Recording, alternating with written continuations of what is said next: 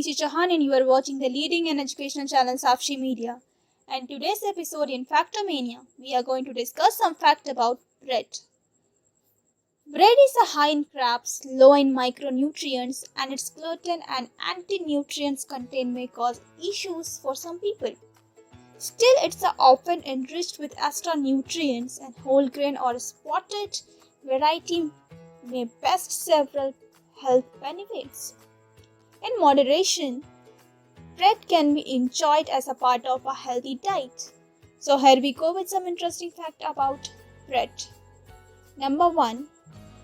Bread has a rich history that reached back at least 30,000 years.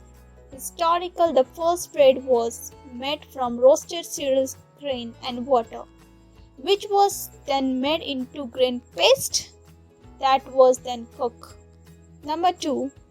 Some say that bread itself comes from an older root having to do with brewing in reference to the rising action of the yeast, but it's most likely to have come from a root having to do with breaking things into little pieces.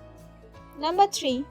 Most popular breads are flatbread, Farienta di Sissi, Giona, Italy, Shutterstock, sweetbread, Pasca Romania, Europe, sweetbread, Rascon de Reyes, Spain, Europe.